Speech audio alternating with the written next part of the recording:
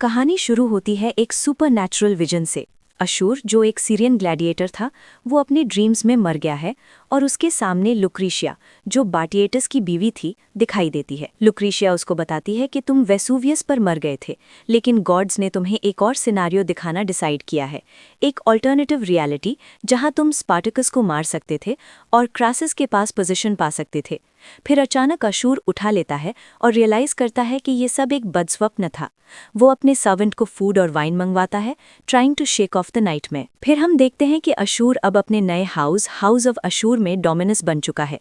सुबह जब वो ट्रेनिंग ग्राउंड्स में जाता है तो अपने ग्लैडिएटर्स को प्रैक्टिस कराते हुए देख रहा है। वो ब्रूटली स्ट्रिक्ट है। एक फाइटर से पूछा जाता है कि उसने एक रूमर सुना है कि अशूर ने स्पार्टकस के पीछे से स्पीयर मारा था, ना कि सीधा फेस करते हुए। अशूर ये इंसल्ट नहीं ले सकता और अपने उससे लड़ाई के लिए चैलेंज देता है। फाइट में अशूर उसे बुरी तरह से मार देता है, इवन दो फाइटर तेज है, लेकिन अशूर उसे सिस्टमैटिकली डिफीट करता है, सिखाते हुए कि इमोशन से नहीं, स्ट्रैटेजी से जीतता है। इवेंचुअली अशूर फाइटर को इतना मारता है कि वो मर ही जाता है। ये सब इसलिए करता है ताकि बाकी फाइटर्स को लेसन मिले, डिसिप्लिन और कंट्रोल ही सब कुछ है। अशूर के पास एक एक्सपीरियंस्ड डॉक्टरे है, ट्रेनर, जो अब से पहले बाटिएटस के टाइम में काम निकलता था। ये डॉक्टरे अशूर को एडवाइस देता है कि क्या ये ज़रूरी था इतना ब्रूटैलिटी शो करना। डॉक्टरे कहता है कि लेस परमानेंट मेथड से भी मोटिवेशन मिल सकती थी, लेकिन अशूर उसे जताता है कि वो एक फ्री मैन है, स्लेव नहीं, और अपने डिसीजंस खुद लेता है। दोनों में थोड़ा टेंशन है, लेकिन इवेंचुअली वो दोनों अग्री करते हैं कि साथ में काम करेंगे। वो फेट डेज में है, लेकिन शेयर्ड गोल्स के लिए बाउंड है। फिर हम देखते हैं अशूर को गेम्स में। वहाँ एडाइल, सिटी ऑफिशियल उविडिस, खेल देख रहा है। अशूर एडाइल के पास अप्रोच करता है और अपने ग्लैडिएटर्स को अरीना में पोजीशन देने के लिए पोलाइटली आस्क करता है, लेकिन एडाइल उसे पब्लिकली इंसल्ट करते हुए कहता है कि अशूर के फाइटर्स नोटवर्दी नहीं हैं। एक नोबल लेडी कोसूटिया, जो एडाइल की वाइफ है, अशूर की मदद करते हुए कहती है कि अशूर ने स्पार्टकस रिबेलियन को सप्रेस करने में हेल्प किया था, तो उसे रिस्पेक्ट देना चाहिए। इवेंचुअली एडाइल ठीक है और एक मैन को मिड मंथ के फेस्टिवल ऑफ लिबर पातर पर अरीना में फाइट करने के लिए परमिशन देता है। अशूर बहुत खुश होता है, लेकिन जब वो और कॉरस बाहर निकला तो अशूर को रियलाइज होता है उन्होंने जो मैन सिलेक्ट किया था, रोडियस, वो तो सुबह ही अपने गुस्से में मर गया था। अशूर कॉरस पर गुस्से में आता है कि क्यों वॉर्न नहीं किया पहले। कॉरस कहता है कि डिसीजन पहले से ही ले ली गई थी। अब अशूर एक डेस्परेट स्टेट में है। फिर अशूर एक ड्रामेटिक डिसीजन लेता है। वो अपने बाकी फाइटर्स को सुबह से शाम तक एक दूसरे से लड़वाने का ऑर्डर देता है। जो जीतेगा वो अलाइव और जो हार गया वो डेड। विनर अपने हाउस का चैंपियन बनेगा और अरीना में फाइट करेगा। ये एक हाई स्टेक्स टूर्नामेंट होता है। इवेंचुअली लोगास नाम का फाइटर सबको डिफीट कर देता है और वो अपने हाउस का रिप्रेजेंटेटिव बनता है। अब फेस्टिवल का दिन आ जाता है। अरीना में लोग बहुत एक्साइटेड हैं। प्रोक्यूलस, जो एक और लूडस ओनर है, अपने फाइटर्स प्लूटॉन, जो होप्लोमैकस है, और अमोनियस, जो मुर्मिलो है, को प्रेजेंट कराता है।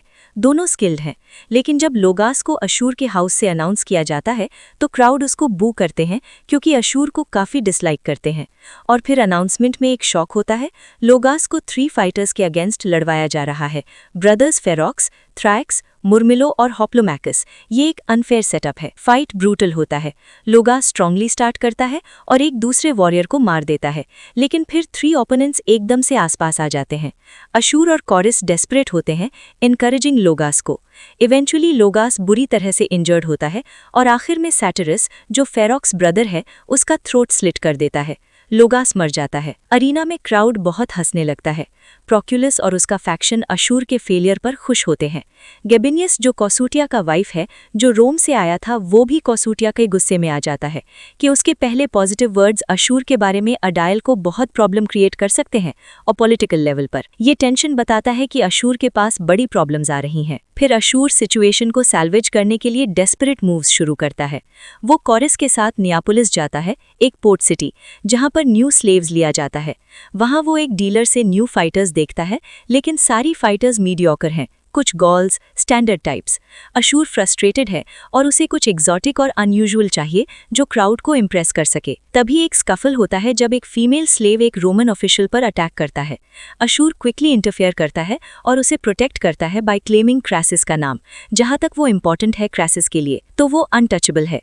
कॉरिस कंफ्यूज्ड है कि क्यों अशूर एक फीमेल स्लेव को सेव कर रहा है, लेकिन अशूर को आइडिया आ जाता है अब तक अरीना में कोई वुमन नहीं लड़ी थी। एक फीमेल ग्लैडिएटर एक सच अनप्रेसिडेंटेड और शॉकिंग स्पेक्टिकल होगा जो क्राउड को कंप्लीटली शॉक कर देगा। ये उसका प्लान है अपने हाउस को वापस सक्सेस दिलाना। अशूर फीमेल स्लेव को कैप्चर करता है और अपने लुडिस ले आता है। वो उसे बात कराता है और फिर ऑफिस में पर्सनल इंटरव्यू करता है। फीमेल स्लेव इनिशियली अग्रेसिव होती है और स्वॉर्ड से अटैक करने की कोशिश करती है, लेकिन अशूर उसे समझाता है कि तुम या तो मर सकते हो या फिर अपने फ्रीडम अर्न कर सकते हो अरीना में फाइट करके। अशूर उसे एक नया नाम देता है, एक्लिया, मिथोलॉजिकल वॉरियर के नाम जैसा। अशूर कहता है कि मेरी ट्रेनिंग ले लो, अरीना में जाओ, हीरो बनो और फेम अचीव करो। फ्रीडम पॉसिबल है सिर्फ अपने स्किल से। एक्लिया इनिशियली डिफेंसिव है, पर इवेंचुअली वो अशूर के ऑफर को एक्सेप्ट करते लगता है। ये उसका सिर्फ चांस है एक्चुअल फ्रीडम पाने का। वो अशूर के लिए वाव लेता है और डोमिनस कहता है। एपिसोड यहाँ खत्म होता है।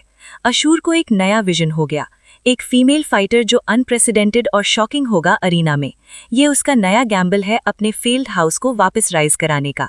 बैकग्राउंड में ड्रामेटिक म्यूजिक प्ले होता है जब कैमरा अशूर और एक्लिया पर फोकस करता है, सजेस्टिंग कि अब नया चैप्टर शुरू हो रहा है उनके स्टोरी में।